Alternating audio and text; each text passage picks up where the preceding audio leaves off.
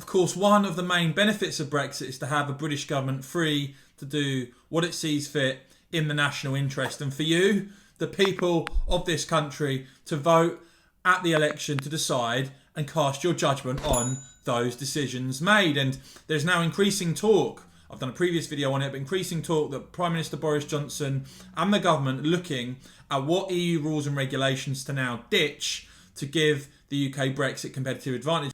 Now, predictably, we've already seen some scare stories being put about and all sorts of hyperbole. But let's just start off by looking at what the Secretary of State for Business, Energy and Industrial Strategy, Kwasi Kwarteng, has said in response to some of these reports. He said, "We are not going to lower the standard of workers' rights. The UK has one of the best workers' rights records in the world, going further than the EU in many areas. We want to protect and enhance workers' rights going forward, not row back on them." So before I get into this, just understand that is what the government is saying. Please don't listen to some of the nonsense, some of the scare stories, I'm sure, and the misinformation that you'll hear from some. That's what the government are saying on this. But it is sensible, of course, to look at what EU rules and regulations can potentially be ditched. Now, as the Telegraph report, Boris Johnson considers post-Brexit changes to rules on 48-hour working week. Overhaul of workers' rights would free businesses from EU rules. Boris Johnson considering a post-Brexit overhaul of labour laws to free businesses from regulations originally imposed by the EU.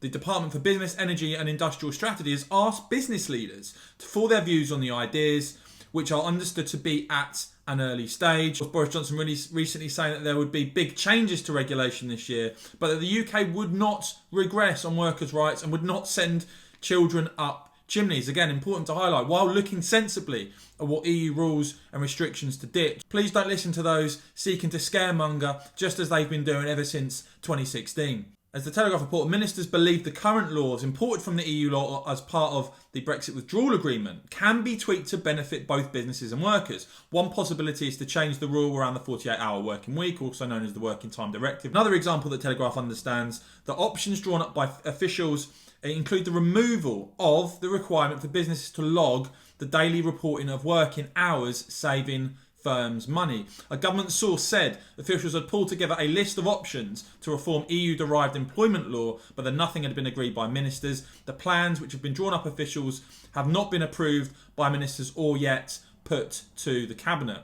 Of course, what we're going to see is one of the results of Brexit is we're going to see a British government that has more freedom in terms of the choices that it makes. And as I said, we live in a democracy. The whole point of this is the British government can have those freedoms, make those judgments, and we, the people, can judge that at the ballot box. Of course, one aspect of this is the potential for a relaxing of regulations to result in potential EU retaliation with the imposition of tariffs. Of course, Brussels absolutely scared stiff of Brexit competitive advantage. So that is one aspect that we also may see play out. But I'd be very keen to hear from you guys. What do you make of these reports of ditching potential EU rules and regulations? As I said, some have already latched onto this and tried to whip up all sorts of ridiculous nonsense. I think Kwasi Kwarteng from the government, his statement really says it all. But of course, it is right that the British government have taken back control to look at what suits the UK and what choices that they want to make.